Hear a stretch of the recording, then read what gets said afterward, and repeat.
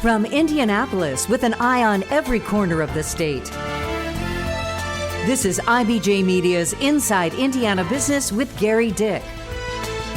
Presented by Elevate Ventures, Ice Miller, and Indiana University. Man, that is crap. But then his number came up and he was gone with the draft. He's in the army now, a blowing reveille.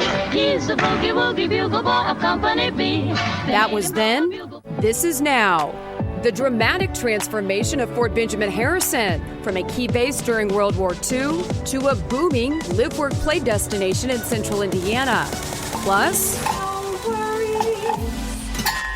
IUPUI is setting the tone in the growing world of music therapy. And I'm looking at this board that was always in our locker room of the goals for the game, and I'm just looking at it, and honest to God, Gary, whack! Right on the side of the head. Dan Dakich, Unplugged.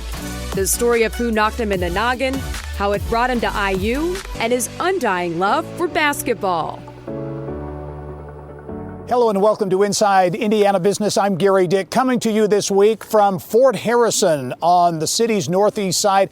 Actually, this is the city of Lawrence. And for those of you around the state of Indiana, this is in northeast Marion County, about 15 miles northeast of downtown Indianapolis.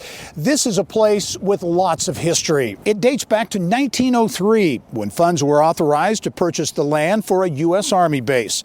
In 1906, it was officially named after Indiana's own 23rd President of the United States. And it was a busy place in both World Wars I and II. In fact, in 1943, Fort Harrison was the largest draft inductee center in the United States. But the 1991 Base Realignment and Closure Commission recommended that Fort Benjamin Harrison close. And despite the efforts of state and local officials who tried to keep it open, Fort Harrison officially closed in September of 1996. Nearly 1,100 civilians lost their jobs. But it marked the start of a transformation here from military base to live, work, and play destination. In just the past 5 years, there's been more than $200 million in investment here. Nearly 300 single and multifamily homes, with 250 luxury apartments on the way. A new Hilton True Hotel. A $2 million civic plaza. There's a YMCA. A new Marion County Public Library will open in June. There's been substantial development around restaurants and retail, all in the shadow of a championship golf course and Fort Harrison State Park. Inside now, the Starrett Center, the new home of Heartland Film, which is also part of an emerging cultural campus here at Fort Harrison. Pleased to be joined by Lawrence Mayor Steve Collier. And Mayor, a lot to talk about here. First of all, the Heartland announcement. I know next week this will be christened, if you will, but the addition of Heartland Film as part of this cultural campus, really important part of this kind of live, work, play area. Very much a great announcement to be able to make, because it sort of was a surprise when it came out here. We really weren't recruiting them, but we went out there and once we knew they were looking for a new place, we thought what a perfect place for it to be out here. We had spent some money on kind of renovating the Starrett Center beforehand, so when they came out and they made the decision to move out here, that was a big thing for us. It kind of marries very well with the theater at the Fort Theater and the cultural campus. It's creating certainly an environment for certainly culture and art and that kind of history for the city. A lot of development here we'll talk about in a moment, and the economic impact to be sure. But you were teaching back in the 90s here when the announcement came down, and I was reporting at the time that the fort was going to close. And as a native, you've lived here for a long time. What was that like when that news came out? Well, it was pretty scary, actually, because those of us who were teaching at the time, we just opened up a second high school not long before that, and so the city was on the cusp of being to grow. The fort had been such an integral part of the city of Lawrence. Lawrence grew up around, Fort Harrison. It had been here since the turn of the century. So when we heard it was going to close down, we were thinking to ourselves, okay, what's next? How do we replace that? And so I'm happy to say that once the FHRA was formed, we began to take strides to be able to truly reuse what was very much a legacy part of the city. Yeah, I remember some wondered, would this ever be redeveloped? And it certainly has been. You look in just the last 5 years, $200+ million of investment. And, you know, I mentioned in the introduction, so many kinds of investment and developments, residential, there's a new hotel, library, YMCA. Kind of put a bottom line on it. What's the impact of this transformation? Yeah, so actually, I think we've begun to realize this is going to become the new downtown of the city of Lawrence. And so we've worked very hard to make that happen. A lot of the things that come and a lot of the investment in the city certainly provides a type opportunity for people to come in here and to settle. During the pandemic, we went about intentionally making sure and participating in our restaurants that grew up, our locally owned restaurants that grew up. All of those things were happening, and that began to attract even bigger and greater investments. The one that maybe we'll talk about here shortly is the Keystone will be the biggest investment we've ever had in the city of Lawrence, but that'll be joined right next to the library. So those two things alone kind of created what I think is going to be truly, like you said, a transformational downtown. The Keystone project, $70 million. Yeah, $70 million. Right? Yep. Yeah. And this, again, when you talk about live, work, play, and this development here in the city of Lawrence is being held up. So many base remakes, if you will, around the country. This is being held up as an example. Yeah, we're very proud of the fact that we are actually being, across the nation, we're being held up as this is how a reuse of a government installation should be done. And ours was slow in happening, as so many of them do. But once we got that kind of synergy going, we began to see a lot of economic people with economic development on their mind wanting to come to Lawrence and talk with them. It was for me, it was a great situation, a great experience to be able to bring in people who had a lot of money and who wanted to put it in the city of Lawrence. That was a big deal for us. What's next? I know a lot of talk about a new center of the city, really. But as you look going forward, I know you're not running for re-election, right? You'll be out of office. What's next here for Lawrence? I think that the biggest thing that we'll see happening is we've got the Keystone project going in. We'll put a parking garage in. We've got one more lot that we're going to be pretty picky about what goes in there. I think that there is some interest in maybe putting a medical facility out here that will go along with the number of veterans that we have out here. We still have a military presence out here. We have a couple of the armories and certainly the commissary. So we'll never lose that. But I do think that as the city continues to grow and mature, is that we'll see a growth and kind of we've got all the apartments built that we want to have. We've got all the houses we need to have in the city center. Now we'll begin to see some truly transformational work in terms of having this cultural center here, in terms of having the Civic Plaza, all the events that we'll host. We're going to be bringing people in, hopefully, from throughout Marion County and throughout central Indiana. All right, Lawrence Mayor Steve Collier. Mayor, thanks for joining us. We'll look forward to continuing to follow the story of a very much changing area here. Thanks for joining us. We appreciate you coming out. All right. Well, growth opportunities here mean more employment opportunities as well. And a new way to get those workers to those jobs? Well, the $188 million Purple Line, Indigo's newest mode of rapid bus transit. The route from Ivy Tech in downtown Indianapolis to just south of here at Fort Harrison. Under construction for almost a year now, expected to be ready to roll by the end of 2024. And coming up next, why Southern Indiana isn't letting the grass grow under its feet. How more than 60 miles of an old railroad line could be a key driver in moving the economic needle forward there.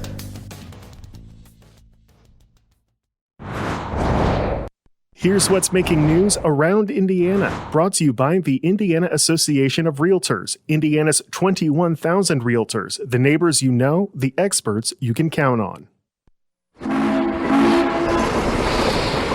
The late 1800s, when trains were the primary mover of people and cargo along tracks like the Monon Rail in Indiana. Well, certainly that mode of transportation changed dramatically when Americans got behind the wheel of the automobile. But what comes around goes around. In this case, old rail lines getting new life, and communities around the state reaping some of the benefits.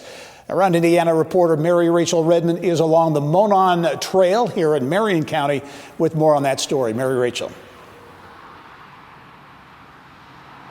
Well, Gary, the Monon Trail in Indy stretches 10 miles and beyond into Hamilton County. And believe it or not, when the trail debuted in '96, let's just say it had less than a lukewarm reception.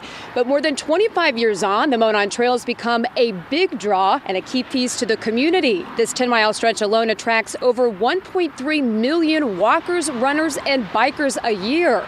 And now folks from 5 counties in southern Indiana will soon have a Monon of their own. Oh, up and down the Monon, everything is fine, 'cause that rootin' Monon, she's a Hoosier line. Oh. The historic Monon Railroad can trace its roots all the way back to New Albany in 1847. The Hoosier Line would come to define an era. But times change. After sitting idle for nearly 2 decades, plans are now underway to revive this abandoned stretch of Monon Rail into the state's longest trail. Here you have one contiguous trail that will link 5 counties and half a dozen or more communities. So it was just a no-brainer of trying to pursue it. The Next Level Trails program that Governor Holcomb has instituted, I mean, this was tailor-made for it. You've got over 62 miles there, going through some really, from a natural resources perspective, some pretty areas. Once the project is complete, Bortner says he thinks the Monon South Trail will become a destination location and a major economic driver in the region. This is going to be a national story. This is a big deal. It's something that's really kind of a dream come true to actually get it finalized and getting ready to go. Since the Next Level Trails program launched in 2018, DNR has awarded close to $120 million to create trails all across Indiana. And that might not be the end of the line. Governor Eric Holcomb is asking the legislature for an additional $50 million to continue connecting Hoosier communities through trails, all part of that live, work, play economic development strategy. Gary? All right, Mary Rachel, thank you. Indeed, economic development projects, quality of life projects driving big dollars around the state of Indiana. Elsewhere around Indiana, in northern Indiana, Mishawaka-based Damon Products expanding operations and adding what it calls a significant number of jobs. Damon designs and manufactures hydraulic valve manifolds used in heavy industry. A new nonprofit in Bloomington will focus on advancing initiatives related to the arts, technology, and jobs and housing. The City of Bloomington Capital Improvements, Inc., or CBCI, will oversee multiple projects involving city ownership of land and buildings. In Fort Wayne, big changes for the Northeast Indiana Innovation Center. It is now doing business as the Northeast Indiana Innovation Collective. The mission, a new collaborative plan to support entrepreneurship for everyone and support for all types of ventures. The NIC will be guided by President and CEO Mike Frisch. Coming up next, Indiana Secretary of Education shares her top priorities for Hoosier students and the healing power of music.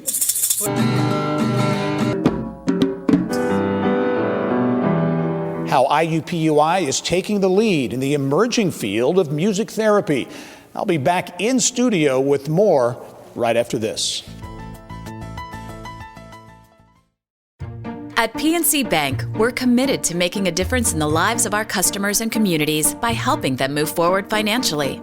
As a Main Street bank, we try to do right by our customers with every encounter. Our local teams offer personalized financial advice to help guide you in making the best decision.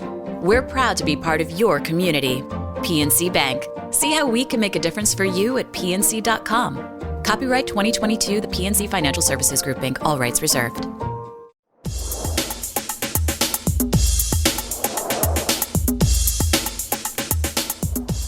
It's time now for Eye on Education. Well, bumping up funding for Indiana students, one of Governor Eric Holcomb's top priorities as state lawmakers work on crafting a new 2-year budget. A year of opportunity. That's how Secretary of Education Katie Jenner sees 2023 for K-12 education in the state. Jenner will be spending a lot of time at the General Assembly, where lawmakers are considering the Holcomb administration's request for $1.2 billion in K-12 funding, including money to increase teacher pay and eliminate textbook and curriculum fees. Jenner says funding will also address what she calls a critical need for Indiana education: literacy. In Indiana, we actually have been seeing a declining literacy rate since the school year 2012-2013. COVID further exacerbated that. So we must do everything we can to make sure our teachers have the top training in science of reading strategies. We need to, and by the way, thank you to Lilly Endowment. We were able to announce in August the largest investment in literacy in Indiana's history. So it is so important that we stay laser focused on making sure all of our children can read. Jenner also tells me K-12 education will increasingly engage in efforts to grow the state's talent pipeline. Just partnerships with the private sector, like one in Evansville, are key. They have a program in partnership with Toyota right there in Bosse High School, where Toyota industry leaders come in and work directly with students on skill development and, making sure that they know you have to have good communication beyond just TikTok. You have to be able to connect. You also have to be able to work well with others. It's that common skill development that is really our workforce, and partnering with them, we can best serve kids to build those skills. Well, speaking of building skills, a $3.5 million grant from Lilly Endowment will help Rose Holman expand its Ask Rose Homework Help hotline. The money will help even more middle and high school students with their math and science homework. Ask Rose will hire bilingual students to create dedicated Spanish-speaking tutoring hours and pilot the concept with 2 schools. The tutors are available via a video, telephone call, email, or chat 5 nights a week. Well, the IU School of Medicine turning up the volume on the healing power of music. Business of Health reporter Kylie Valletta here with more. Kylie. Thank you, Gary. For the first time, the IU School of Medicine is dedicating a leader to focus solely on music therapy. And nearby on a different campus, IUPUI is now the first in the state to launch a PhD program in music therapy. At the IU School of Medicine, the efforts focus on how music can help patients with cancer. The school recently appointed nationally renowned music researcher Dr. Sherry Robb as a Walther Professor of Supportive Oncology. Robb learned about the power of music from a very young age. Her mom was the organist at their church, and she remembers sitting at the organ with her and in the loft with the church choir. Her research focuses on young children with cancer and their parents. Studies show parents' emotional distress impacts the child, so music therapy also benefits mom and dad. They're having this shift in their thinking, this cognitive shift of, oh my gosh, they're doing okay, or they get relief. I think of it as like a pressure cooker. So like you feel this pressure building up in your body because you're so concerned about how is my child doing? Are they going to be okay? And then they begin to play and they get a glimpse of that normal little 4-year-old doing what 4-year-olds do, smiling and laughing. And that pressure cooker release goes off and it releases some steam. There is growing demand for music therapists in general, which is why just down the street at IUPUI, a music therapy PhD program is now underway with its first students this semester. Right, Kylie, IUPUI, 2 programs, are they going to collaborate? They think they will collaborate some, and they'll overlap a little bit and work together. Interesting, IU focuses on cancer with music therapy. IUPUI is covering all disorders with this music therapy. And a big emphasis at IUPUI is on technology. They say you can do things now in music therapy that were impossible just a couple of years ago. Very interesting. Thanks, Kylie, as always. Yep. Well, next, the one and only Dan Dakich, when his dad finally put up a basketball goal in the driveway. I sprinted into the house, grabbed my ball because I wanted to make the first shot before my dumb brother did. Wisecracks about his older brother falling in love with basketball and the time Bob Knight whacked him in the head. More Dakich doozies when we come back. And find out the game plan for another Hoosier Hoops legend. Dave Lindquist catches up with Tamika Catchings in this week's IBJ, why she's expanding her restaurant business and her dreams of building a new basketball gym in Indianapolis. More on that story. Scan the QR code there to find out additional headlines for the week as well. Well, after more than 20 years in the healthcare industry, Amy Brown made the decision to go out on her own in 2018 And this week, still more validation for that decision as Indianapolis-based Authentics landed $20 million in venture funding. Brown describes Authentics as a conversational intelligence software platform using AI to gather millions of conversations between consumers and healthcare and insurance companies. And the whole point of doing that is for leaders to be better informed using the data they already have about what things are creating customer friction, where the problems lie within their processes or the communications, where they need to train their personnel better, and really leverage a data source that has often been stored but typically ignored by C-suite leaders and others as a insight center for their organization. So that's what we're using proceeds from this round for our sales and marketing efforts to make sure that we're seen, known in the industries we serve. And it's also going to mean really scaling out our product innovation team and specifically our machine learning engineers and data scientists. Authentics has now raised a total of more than $28 million since its launch in 2018.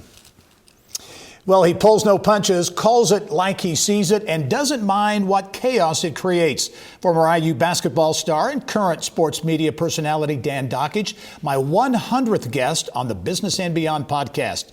He shared so many great stories, we decided to split our conversation into two parts. In the second half with Dakich, why he chose hoops over baseball, his obsession with his first basketball goal, and what happened on that first recruiting trip to IU. And I'm looking at this board that was always in our locker room of the goals for the game. And I'm just looking at it. And honest to God, Gary, whack, right on the side of the head. And I turned around and I'm like, I thought it was my brother, right? So I turned around, kind of had my fist like, what the are you doing? Yeah. And I turned around, it's Coach Knight. He goes, hey, Danny, you going to come play here at Indiana or what? And I looked at my dad and he goes, I don't know. Yeah. And I go, Coach, are you giving me a scholarship? Yeah. And he goes, yeah, you dumbass. What'd you think I was talking about, being a walk-on? I fell in love, in love with basketball.